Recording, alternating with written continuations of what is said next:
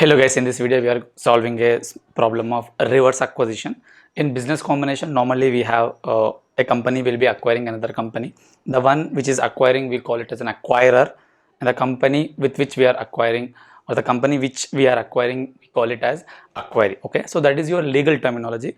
But in some cases, when a small company or a loss making company is acquiring a bigger company or a profit making company, so that comes the concept of reverse acquisition. Okay, so that's a point that we are discussing today. Let's start.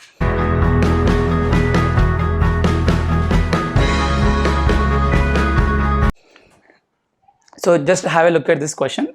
There is a company called DA and there is another company called TA. So they have their own balance sheets. The numbers have been given here. And now they are forming a new company, DATA. So this is like two companies coming together and forming a new company. So here we need to understand which of the companies is a legal acquirer, which of the companies is an accounting acquirer. So these are the two companies. They are coming and becoming DATA. So we need to understand which of the companies is a legal acquirer and which of the companies is a accounting acquirer. So in this case there is a legal acquirer is DATA. I mean, like, this company is acquiring two existing companies, but if you closely look at this, the valuation of the business says that DA company having a fair valuation of their business as 7,500 and for TA it is 15,000. So which means the bulk of the business will be occupied by TA only. So we can say TA is a accounting acquirer. So how I will say that? Just have a look at this question. Fair value of business, and look at their balance sheet or the numbers that are provided to us.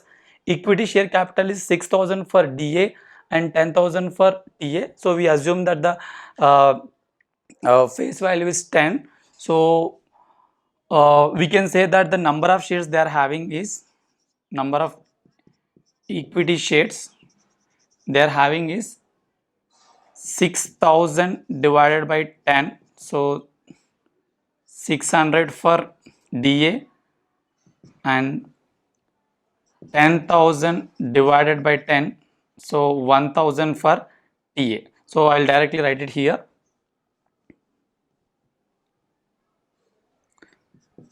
10,000 divided by 10. So it is 1,000. So they are having 600 as a number of shares and here 1,000 as a number of shares of TA.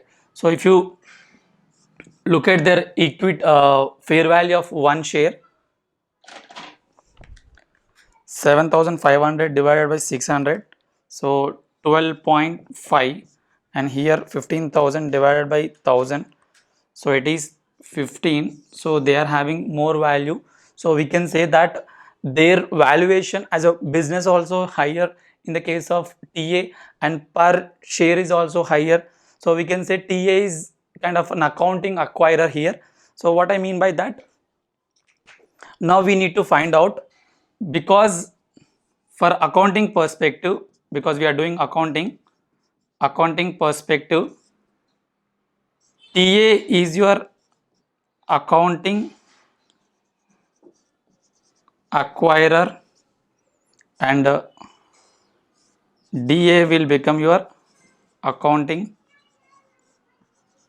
acquiry. So why do we need that?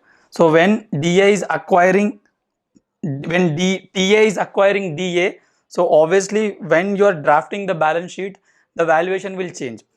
What I mean by that, for TA, because that is an acquirer, you will be showing their books of valuation at their carrying value. But for DA, which is an acquiry, we will be showing there at revalued value or market value.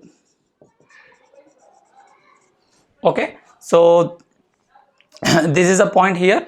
Now we will try to implement all these in calculations. So we need to understand what is the number of shares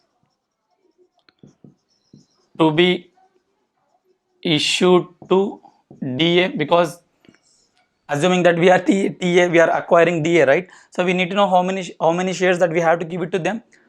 their market valuation fair value is 2000, sorry, I'm sorry, 7500, and our intrinsic value is,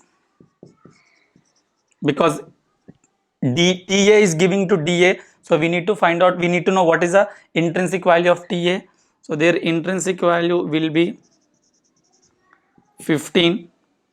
So 500 will be the number of shares that will be given to DA. So in a combined entity, if you see the combined entity, which is DATA, so now we need to understand what the balance sheet will look like after the combination. We'll write the balance sheet. First, assets, that will have non-current assets, and they will have tangible assets. So when I say tangible assets, you take the carrying value in TA. So PP is 8,000. So I'll write it here 8,000 plus, and for DA you will take the revalued value. So that is 8,000, which I marked in red color. So 8,000. Understand the logic. For the acquirer, you are valuing it at carrying value. For the acquirer, you are valuing it at the revised value. Okay. So this will be your 16,000. And financial asset, again go with the same logic. 500 of TA and 800 of DA. So this will be 1,300. And current assets. So current assets for TA it is carrying value, so 6,500, and for D, so 28,800 is your equity and liabilities. First we will start with the equity. In that we have share capital.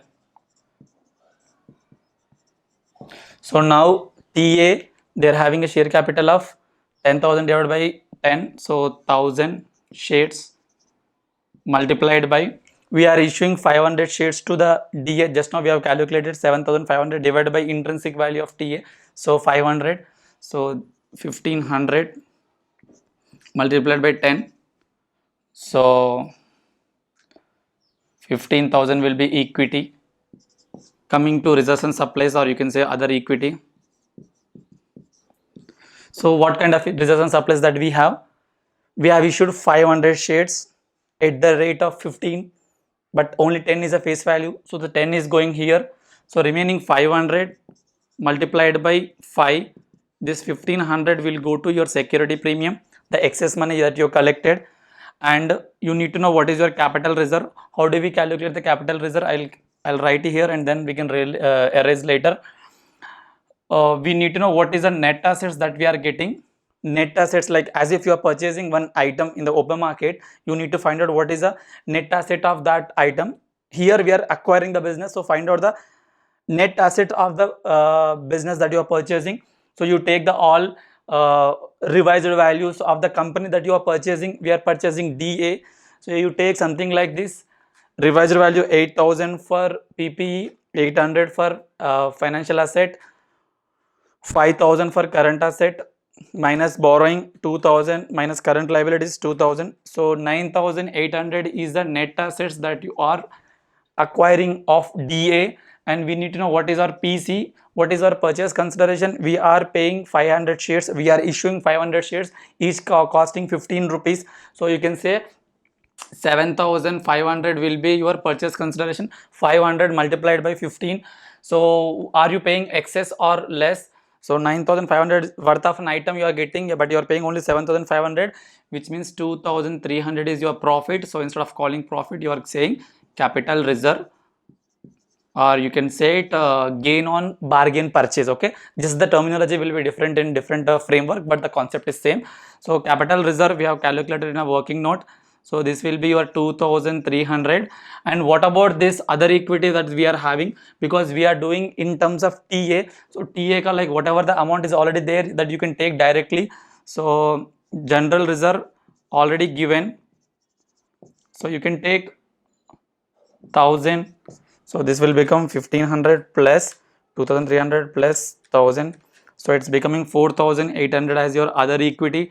And coming to non-current liabilities, what are our non-current liabilities? Borrowings 2000 plus 3000, 5000. So you will write 5000 here. And current liabilities, you have 2000 plus 1000, 3000. So you will write 3000 here. Just add it up, 3000 plus 5000 plus 4800. So did we miss anything? Okay, equity 15,000. So 27,800. So I guess we missed somewhere. Security premium 2000. Okay, my math is so bad. So 2500 plus 2300 plus 1000. So 5800. So 5800 plus 15,000 plus 5,000 plus 3,000. So 28,800. So just now we got asset side also 28,800. So that's how you can tally the balance sheet. Here the point of making this video is that normally we have to think from the accounting acquirer, but in a case where a small company is purchasing a bigger company or a loss making company is purchasing a profit making company, from legal perspective we should not see, we should only see from the accounting acquirer. Okay, so we have to take the values of accounting acquirers carrying value plus whatever the company that we are acquiring, revised value of that other company. So this way you have to work out on this problems. Thanks for watching. Have a nice day.